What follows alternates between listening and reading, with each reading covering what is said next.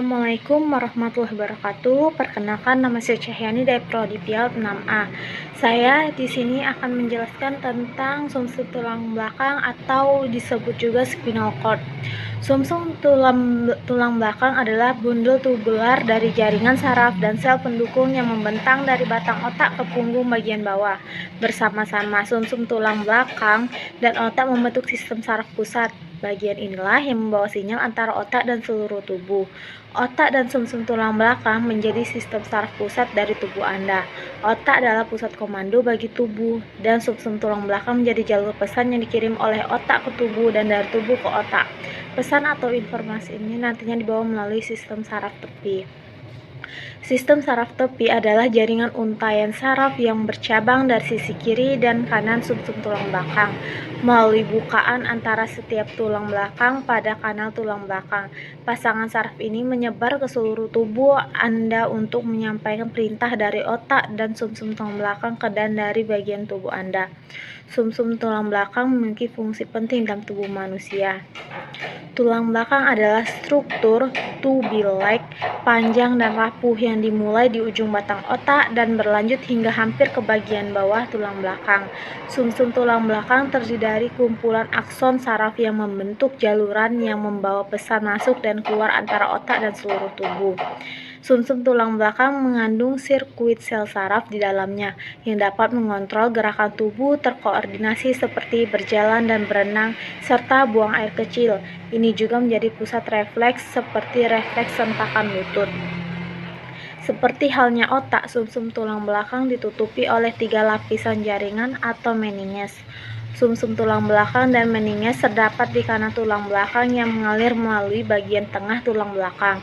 Pada kebanyakan orang dewasa, tulang belakang terdiri dari 33 tulang punggung individu atau vertebra. Sama seperti tengkorak yang melindungi otak, tulang belakang melindungi sumsum tulang belakang. Tulang belakang dipisahkan oleh cakram yang terbuat dari tulang rawan yang bertindak sebagai bantalan yang nantinya akan berguna untuk mengurangi gaya pada tulang belakang yang ditimbulkan oleh gerakan seperti berjalan dan melompat.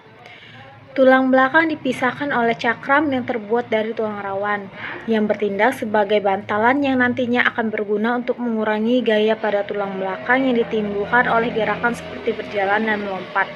Tulang belakang dan cakram tulang rawan memperpanjang tulang belakang dan bersama-sama membentuk kolom tulang belakang yang disebut juga spinal column.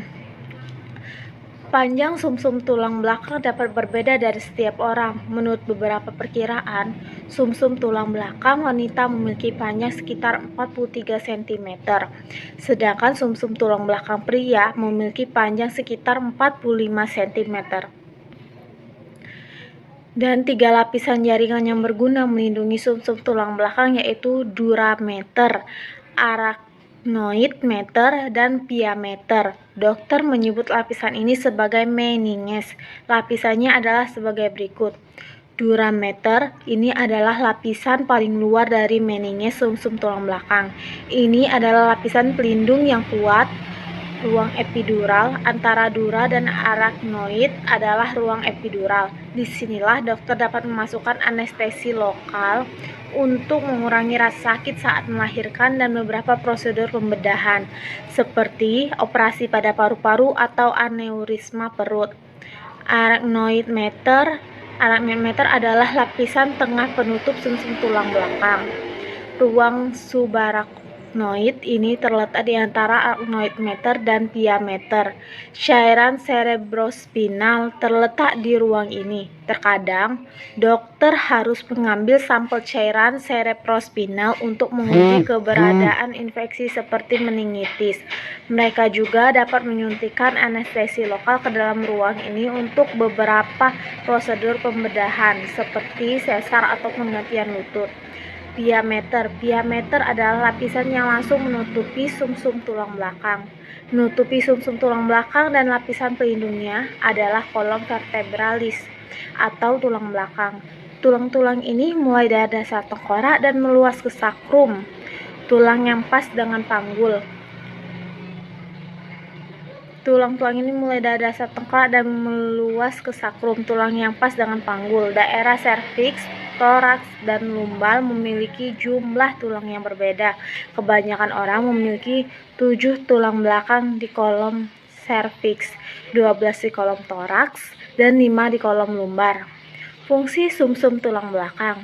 Fungsi sumsum tulang belakang memainkan peran penting dalam berbagai aspek fungsi tubuh. Contoh dari fungsi sumsum tulang belakang yang utama yaitu fungsi sumsum tulang belakang sebagai pembawa sinyal dari otak.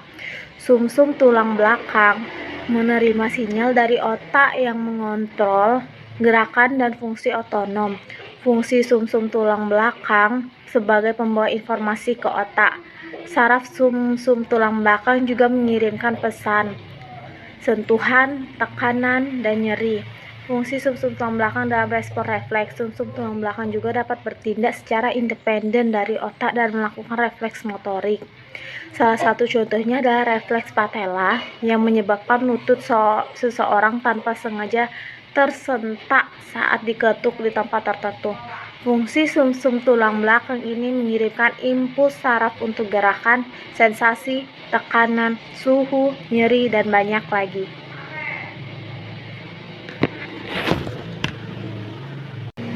Di dalam sumsum tulang belakang terdapat gray matter, yaitu bagian gelap berwarna abu-abu dan memiliki bentuk seperti kupu-kupu yang berada di dalam sumsum tulang belakang.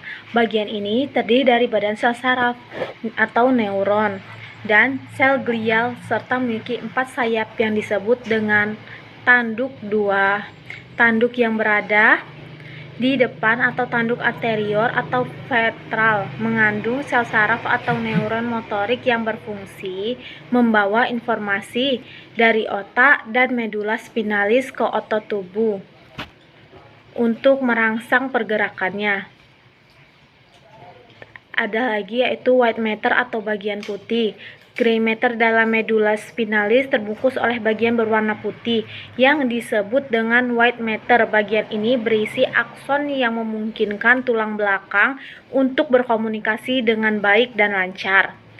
Saraf tulang belakang. Masing-masing bagian sumsum tulang belakang yaitu cervical, thorax, lumbal, dan sakral memiliki akar saraf yang muncul di kanan dan kirinya. Akar-akar saraf ini terdiri akar saraf ventral atau anterior yang mengandung neuron motorik serta akar saraf dorsal atau posterior yang mengandung neuron sensorik. Mengontrol sensasi. Salah satu fungsi dari medula spinalis adalah mengumpulkan dan membawa sinyal atau informasi sensorik yang diterima dari anggota tubuh atau organ indera ke otak.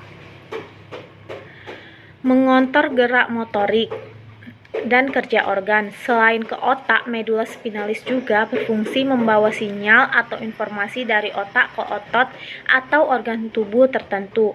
Informasi ini bisa disampaikan ke otot tangan, lengan, jari, tungkai, kaki, atau bagian tubuh lainnya untuk mengontrol gerak atau motorik. Gerak refleks. Medula spinalis juga berperan dalam mengontrol gerakan-gerakan refleks pada tubuh manusia. Pada gerak refleks, impuls melalui jalan pendek atau pintas, yaitu tanpa diolah terlebih dahulu oleh otak. Salah satu contohnya adalah gerak refleks pada lutut yang tiba-tiba tersentak saat diketuk di titik tertentu.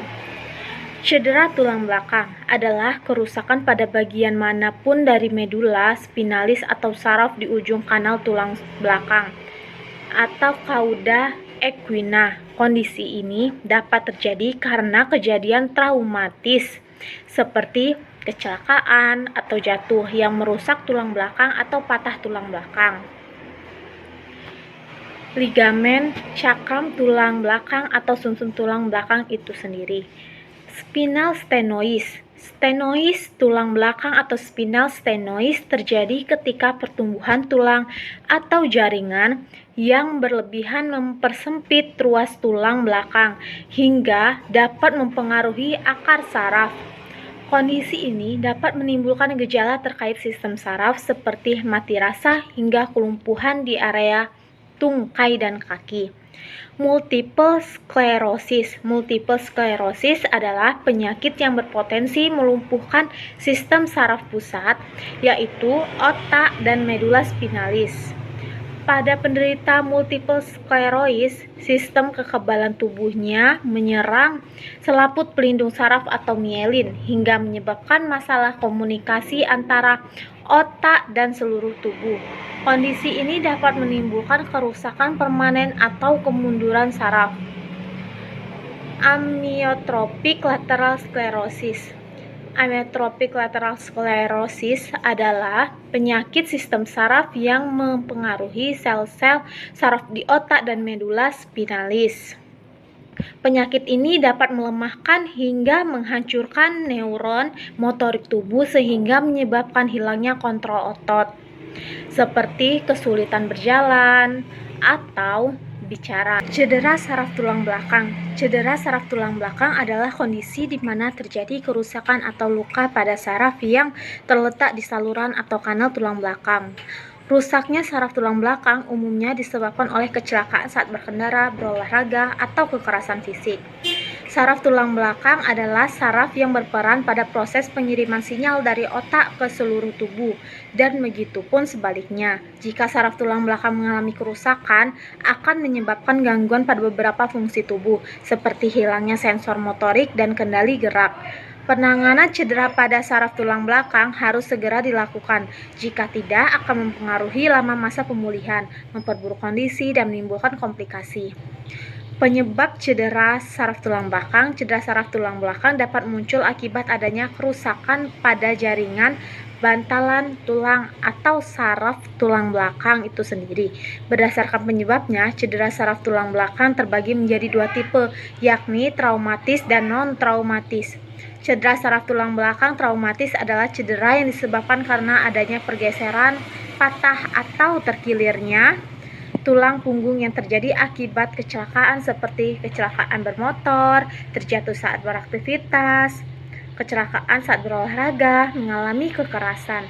Sedangkan cedera saraf tulang belakang non-traumatis adalah cedera yang disebabkan oleh kondisi atau penyakit lain seperti kanker, radang sendi, osteoporosis, kelainan pertumbuhan tulang belakang sejak lahir, dan peradangan pada tulang belakang.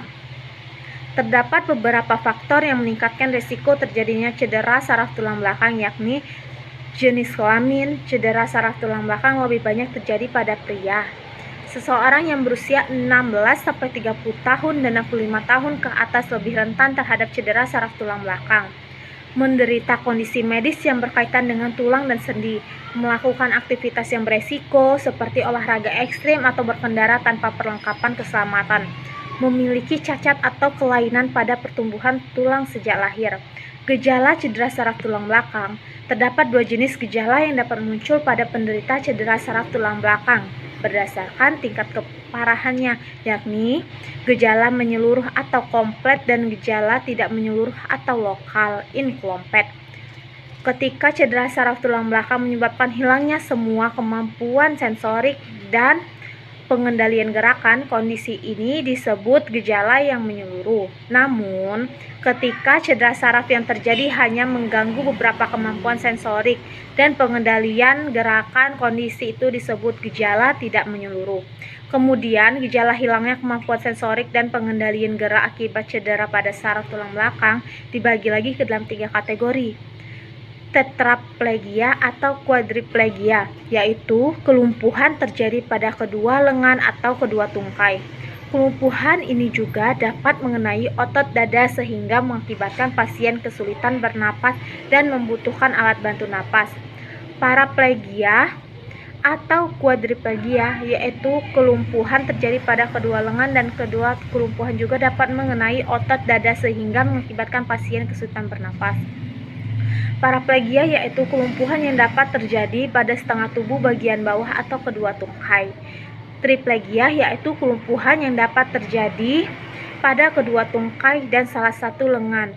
Pada dasarnya, gejala yang muncul akibat cedera saraf tulang belakang dapat berbeda-beda pada tiap orang, tergantung letak cedera dan keparahan kondisi yang diderita. Beberapa gejala yang umum muncul pada penderita cedera saraf tulang belakang adalah kehilangan kemampuan mengendalikan gerak, mengalami impotensi, sakit kepala, kehilangan kendali pada proses buang air kecil atau besar, mengalami gangguan pernapasan, batuk, pingsan, posisi kepala yang tidak normal, terdapat bagian tubuh yang terasa sakit atau nyeri, kehilangan indera peraba atau sensorik, seperti tidak bisa merasakan panas, dingin, atau sentuhan. Diagnosis cedera saraf tulang belakang. Proses diagnosis diawali dengan dokter ortopedi atau dokter ortopedi ahli spine menanyakan gejala yang timbul serta riwayat penyakit dan tindakan medis yang pernah dijalani pasien. Pada kecelakaan, dokter akan menanyakan kejadiannya secara rinci, terutama mekanisme benturan yang dialami oleh pasien. Dokter juga akan melakukan pemeriksaan fisik, termasuk tes saraf, misalnya menguji kekuatan otot dan kemampuan pasien merasakan rangsangan, misalnya sentuhan ringan atau tusukan benda tajam berukuran kecil seperti peniti. Setelah itu, dokter akan melakukan beberapa tes untuk melihat kondisi tulang belakang pasien. Tes yang digunakan dalam mendiagnosis cedera saraf tulang belakang adalah fotoronsen. Pencitraan ini biasanya dilakukan apabila terdapat dugaan bahwa terjadi cedera saraf tulang belakang pada pasien yang mengalami kecelakaan. Fotoronsen juga dapat berfungsi untuk mendeteksi masalah lain pada tulang belakang seperti tumor atau patah tulang. CT scan. Tes ini berfungsi menampilkan gambar yang lebih baik dari fotoronsen dalam menunjukkan adanya kelainan pada tulang belakang.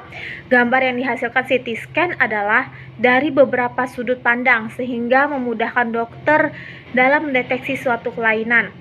MRI. Tes ini menggunakan energi magnet dan gelombang radio dalam menghasilkan gambar, berfungsi sama seperti CT scan. MRI digunakan untuk memudahkan dokter dalam mengamati kondisi tulang belakang. Pengobatan cedera saraf tulang belakang. Penanganan awal cedera saraf tulang belakang dilakukan setelah kecelakaan berlangsung. Pasien akan dipasangkan penyangga leher agar tidak terjadi pergerakan pada tulang belakang. Gerakan yang terjadi pada tulang belakang dapat membuat kondisi cedera yang ada semakin memburuk. Kemudian pasien akan diletakkan pada penyangga khusus untuk dibawa ke rumah sakit. Setelah sampai di rumah sakit, dokter akan melakukan tindakan yang berfokus pada kemampuan bernapas pasien, mencegah terjadinya syok, serta menjaga kestabilan penyangga tulang belakang agar tidak menyebabkan kerusakan yang lebih parah. Penanganan yang diberikan juga bertujuan untuk mengurangi kemungkinan komplikasi seperti gangguan berkemih atau buang air besar, gangguan pada saluran pernapasan jantung atau pembuluh darah, dan gangguan pembekuan darah. Dalam hal ini, beberapa upaya yang dilakukan dokter meliputi pemberian obat suntikan metilprednisolone diberikan untuk menangani cedera saraf tulang belakang yang akut, namun karena memiliki efek samping, penggunaan obat ini harus dengan pengawasan penuh oleh dokter. Pembedahan dilakukan untuk membuang potongan-potongan tulang, benda asing, atau retakan tulang belakang yang ada di tubuh akibat kecelakaan. Pembedahan itu diperlukan untuk mencegah serta memperbaiki kelainan bentuk dan posisi tulang belakang. Setelah kondisi pasien stabil dan membaik, dokter akan menjalankan prosedur fisioterapi. Dalam masa rehabilitasi, pasien akan diberikan arahan oleh dokter untuk melatih kekuatan otot dan mengembalikan kemampuan bergerak. Dokter juga akan memberikan obat untuk mengatasi rasa nyeri jika diperlukan. Masa pemulihan cedera saraf tulang belakang dapat berbeda-beda pada tiap pasien. Pemulihan biasanya berlangsung sekitar 1 minggu hingga 6 bulan. Pada beberapa kasus, waktu yang dibutuhkan pasien untuk kembali pulih bisa mencapai 1-2 tahun. Komplikasi cedera saraf tulang belakang. Komplikasi dapat terjadi akibat cedera saraf tulang belakang meliputi gangguan buang air besar, gangguan buang air kecil, dan infeksi saluran kemih, pneumonia atau infeksi paru, penggumpalan darah, obat yang tegang, nyeri yang tak kunjung hilang. Pencegahan cedera saraf tulang belakang. Umumnya cedera saraf tulang belakang terjadi karena kecelakaan. Maka dari itu, pencegahan yang dapat dilakukan adalah berkendara dengan aman dan patuhi rambu lalu lintas yang ada. Gunakan perlengkapan keselamatan selama berkendara atau berolahraga. Jika melihat seseorang mengalami kecelakaan dan berpotensi menderita cedera saraf tulang belakang, berikut ada hal yang perlu Anda lakukan. Hindari menggerakkan tubuhnya karena dapat memperburuk kondisi. Segera hubungi rumah sakit. Letakkan handuk atau kain tebal di kedua sisi leher agar lehernya tidak bergerak. Apabila masih sadar, beritahu korban untuk tidak bergerak. Lakukan pertolongan pertama, misalnya menghentikan pendarahan yang terjadi dengan membalut dan menekan luka menggunakan kain bersih.